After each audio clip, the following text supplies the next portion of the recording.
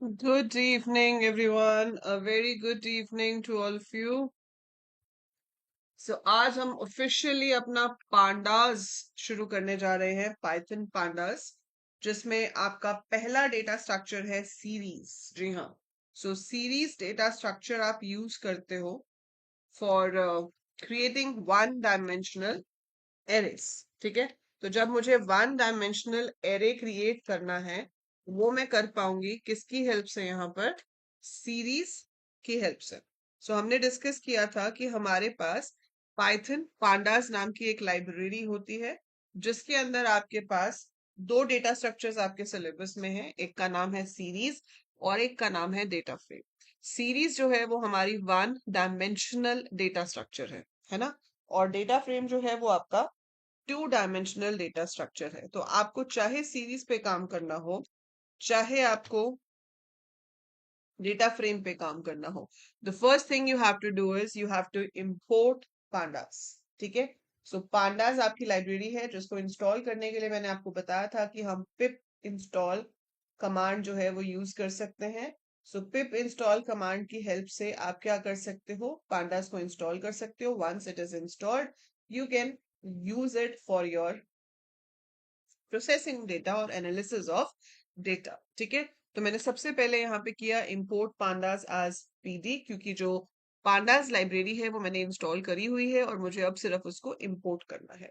आप इंपोर्ट कर लेंगे और इंपोर्ट करने के बाद अब आप यहाँ पर इसे यूज कर सकते हैं टू क्रिएट सीरीज। ये जो पीडी है ये हमारा अलायस है। अगर आप अलायस नहीं देते तो आपको पूरा का पूरा पांडास वर्ड जो है वो यूज करना पड़ता व्हाइल क्रिएटिंग द ऑब्जेक्ट्स। ठीक है, अब देखो सीरीज बनाने का तरीका क्या होता है।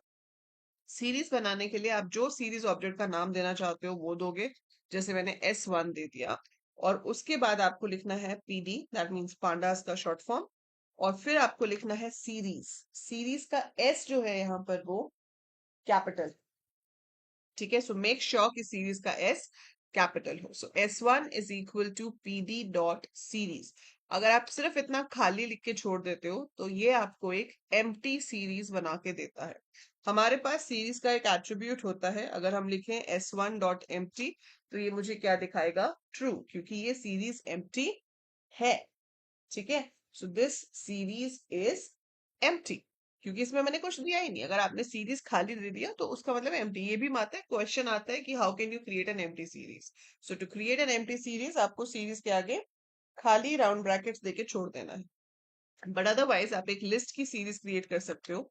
आप कैसे क्रिएट कर सकते हो? आपने लिखा S2 is equal to PD dot S capital, और यहां पर ब्रैकेट के अंदर I can write data is equal to, and then I can give any set of values. मैं यहाँ पर कुछ भी set of values as a list दे सकती हूँ। ब्रैकेट क्लोज करूंगी, एंटर प्रेस करूंगी, मेरे पास क्या होगा? एक सीरीज क्रिएट हो जाएगी। आप उसे प्रिंट करा के देखना चाहते हो, आपने लिखा प्रिंट S2 और आप देख रहे हो कि आपके सामने एक सीरीज प्रिंट हो गई है।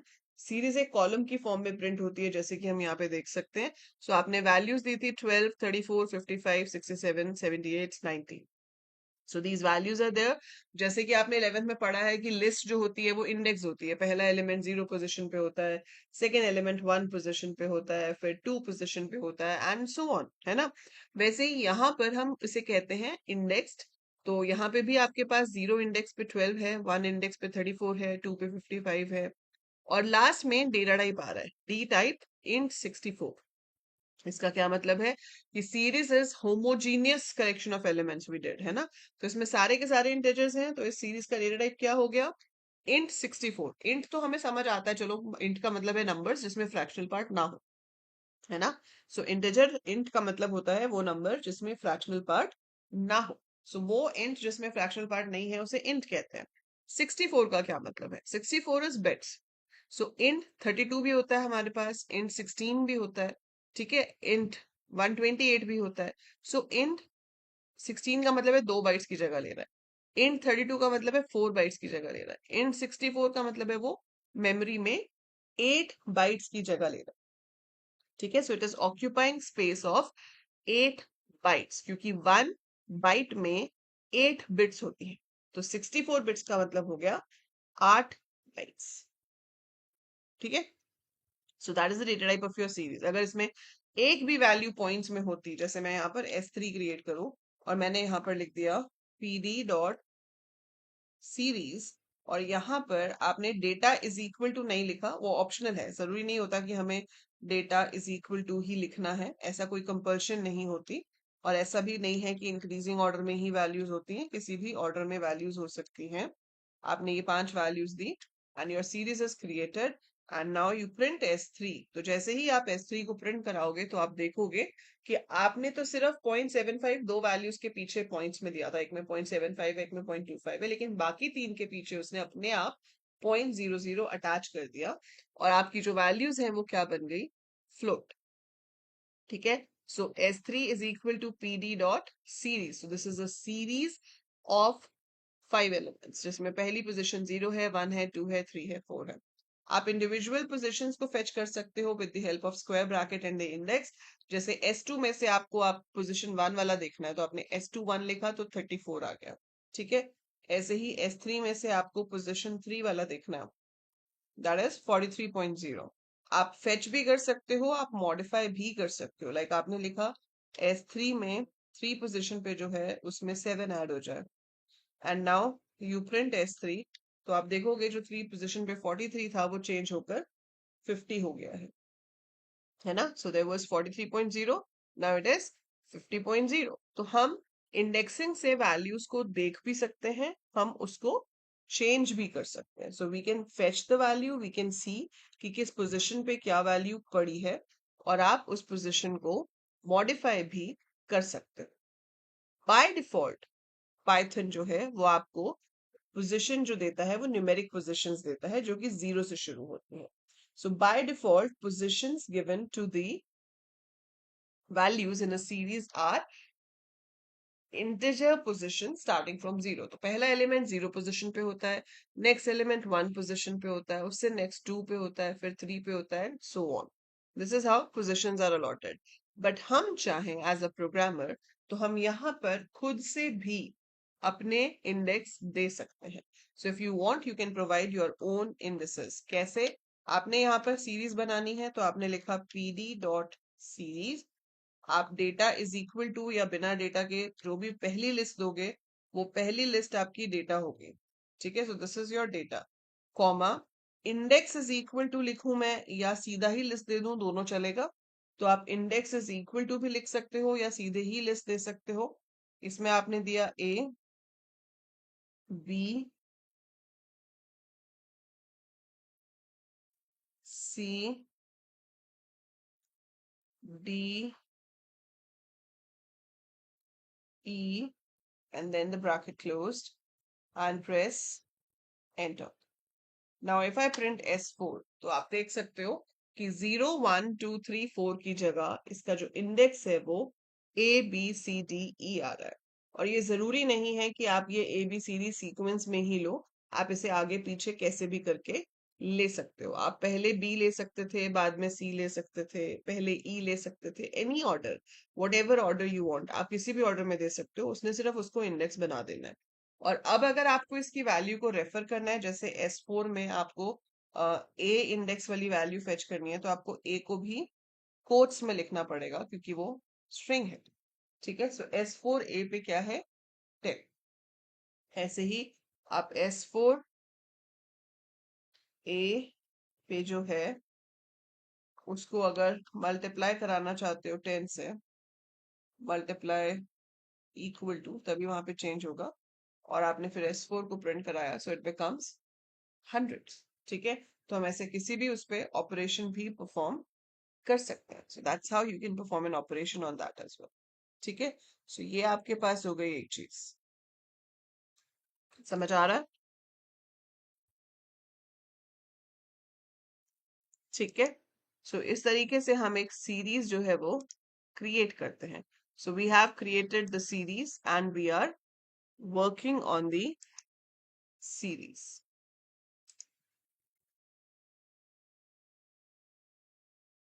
सो हमने सीरीज क्रिएट कर ली जिसमें हमने डेटा दिया है और जिसमें हमने इंडेक्स दिया। सो आपने सीरीज बनाई, आपने डेटा दिया, आपने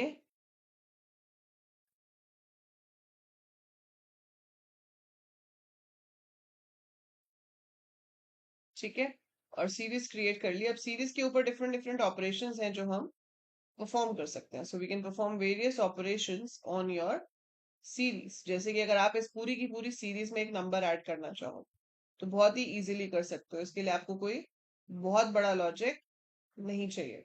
ठीक है, so if you want to add a number to a series, आपने यहाँ पे लिखा S4 प्लस इक्वल टू 5, तो ये पूरी सीरीज में ही 5 को ऐड कर देगा। देखो, है ना। सो जो 100 था वो 105 हो गया, जो 20 था वो 25 हो गया, एंड सो ऑन। सो पूरी की पूरी सीरीज में आपका वो नंबर ऐड हो जाएगा। सिमिलर वे मल्टीप्लाई हो जाएगा। एक सीबीएसई का बहुत ही फेवरेट क्वेश्चन है।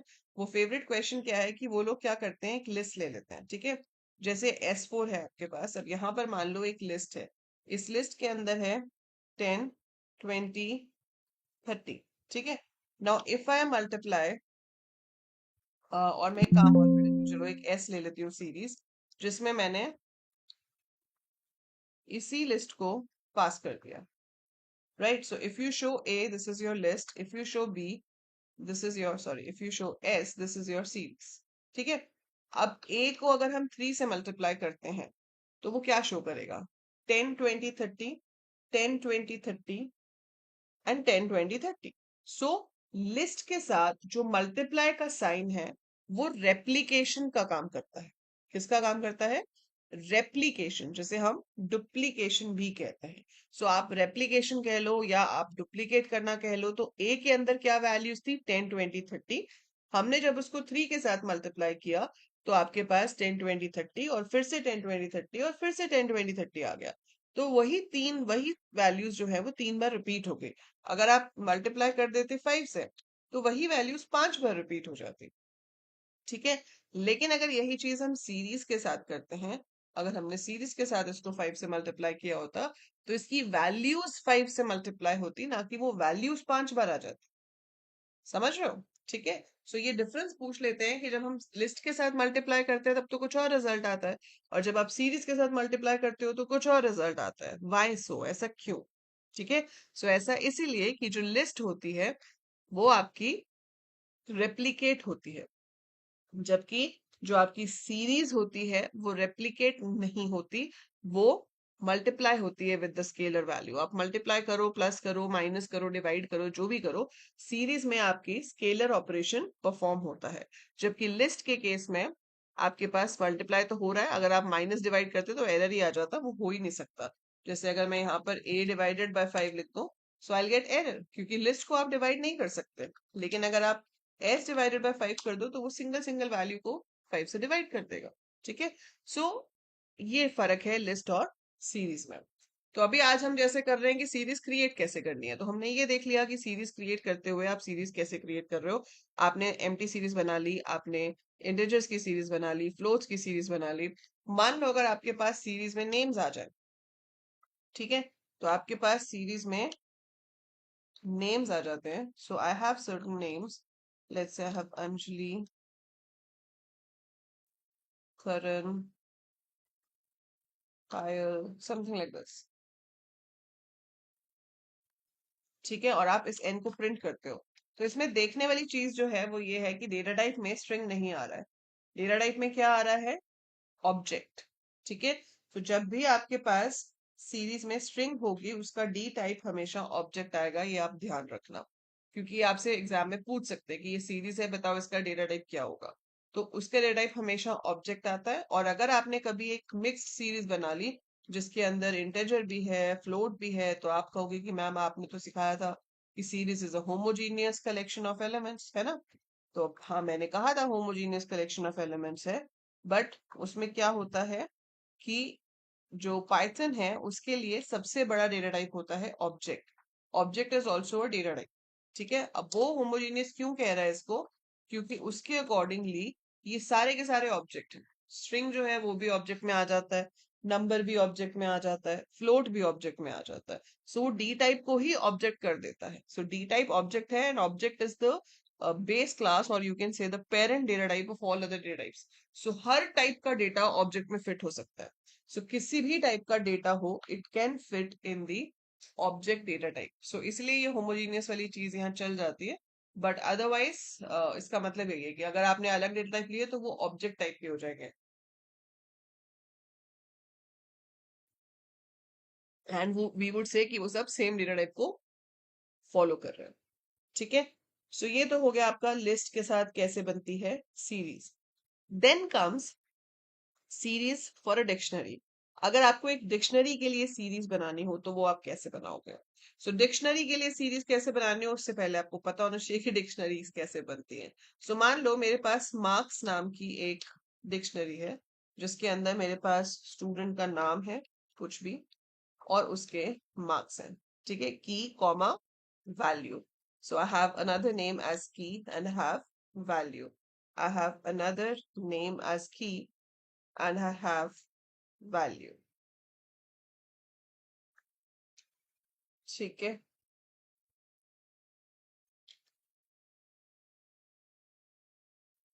So we have this dictionary.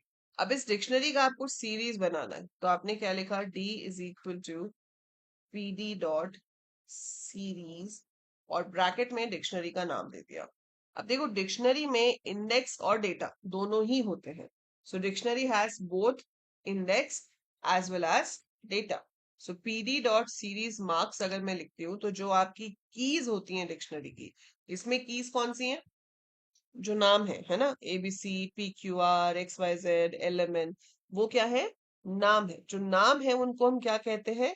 Keys. So those are the keys. तो वो जो कीज हैं वो इंडेक्स बन जाती हैं, और जो डेटा है वो आपकी वैल्यूज बन जाता है। When I show you this, तो आप देख पाओगे कि जो कीज हैं वो इंडेक्स बन गई, और जो भी आपके मार्क्स थे वो उसकी वैल्यूज बन गई। आप देख भी सकते हो इस चीज को, अगर मैं सिर्फ डी डॉट इंडेक्स लिखूं तो it will show me all the index, है ना। और अगर मैं डी डॉट वैल्यूज लिखूं so it will show me only the values. अगर आपको इसमें से किसी एक स्पेसिफिक स्टूडेंट के मार्क्स देखने हैं, जैसे एक्स वाई जेड के देखने हैं, तो यहाँ पर आप एक्स वाई जेड उसका जो नाम है उसे एज इंडेक्स यूज करके फेच कर सकते हो, मॉडिफाई भी कर सकते हो। सो दैट्स हाउ डिक्शनरी की सीरीज क्रिएट हो सकती है। So this is how we have created a series out of a dictionary. Last option जो है जिसमें आप एक सीरीज क्रिएट करते हो वो है स्केलर वैल्यूज। मतलब एक सिंगल वैल्यू की सीरीज आपको बनानी है, और आप चाहते हो कि वो वैल्यू मल्टीपल टाइम्स रिपीट हो, तो वो पॉसिबल है। आप लिख सकते हो पी डी डॉट सीरीज, और आपने स्केलर वैल्यू दे दी 50, लेकिन आप चाहते हो कि ये जो है ये 4-5 बार आए, तो आप इसके इंडेक्स दे दो। यहाँ पर आप न्यूमेरिक इंडेक्स भी दे सकते हो, टेक्स्ट इंडेक्स भी दे सकते हो, that is up to you. आपने यहाँ पर मान लो 4 इंडेक्स दिए ए बी सी डी, और वैल्यू आपने सिर्फ एक ही दी है। और ध्यान रखोगे जो एक वैल्यू दे रहे हो वो स्क्वायर ब्रैकेट में नहीं होनी चाहिए। ठीक है, वो जो 50 है वो सिर्फ एज अ नंबर होगा, स्क्वायर ब्रैकेट में हुआ तो लिस्ट माना जाएगा, फिर एरर आ जाएगा कि भाई लिस्ट में तो एक डेटा है और इंडेक्स में 4 है, तो नंबर मैच नहीं करता। सो अगर आपकी पहली वाली लिस्ट होगी तो दूसरी लिस्ट जो इंडेक्स की दे रहे हो दोनों में सेम नंबर ऑफ एलिमेंट्स होने चाहिए, नहीं तो एरर आता है। पर हमने पहले वाले में स्क्वायर ब्रैकेट नहीं दी है। स्क्वायर ब्रैकेट नहीं दी है, that means it's a single value, it's not a list. उससे क्या होगा? उससे वो बना देगा उसका स्केलर सीरीज। तो 4 इंडेक्स पे ए बी सी डी पे सेम वैल्यू रिपीट हो जाएगी। It will be 50-50-50 at all 4 places. ठीक है, सारी जगह पर सेम वैल्यू आ जाएगी। सो उसके लिए ध्यान देना जरूरी है कि वो स्क्वायर ब्रैकेट में नहीं होना चाहिए। अगर वो 50 स्क्वायर ब्रैकेट में हुआ तो वो स्केलर नहीं माना जाएगा, वो लिस्ट माना जाएगा। एंड देन आपकी दोनों लिस्ट में अलग अलग नंबर ऑफ एलिमेंट्स हैं तो आपको एरर आ जाएगा। ठीक है, so that is how you can create a series. बाकी आप, ये तो हो गए डायरेक्ट मेथड जो अलग अलग तरीके होते हैं सीरीज बनाने के। बाकी आप जुगाड़ लगा सकते हो। जुगाड़ कैसे लगा सकते हो? आप लिख सकते हो P D dot series range. Range के अंदर आप यहाँ पर दे दो 2,11,2। इससे क्या होगा?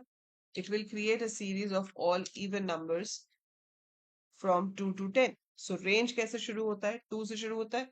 आपने फिनिश कहाँ पे बोला है? 11 पे। हर बार 2 का स्टेप ले रहे हो, तो 2 में 2 ऐड हुआ 4 हो गया, 4 में 2 ऐड हुआ 6 हो गया, 6 में 2 ऐड हुआ 8 हो गया, 8 + 2 10, लाइक दैट। ठीक है, so this is how it is created. I hope it's clear. It's very much clear to every one of you. ठीक है, So that is how a series can be created. It can be created using numpy arrays also.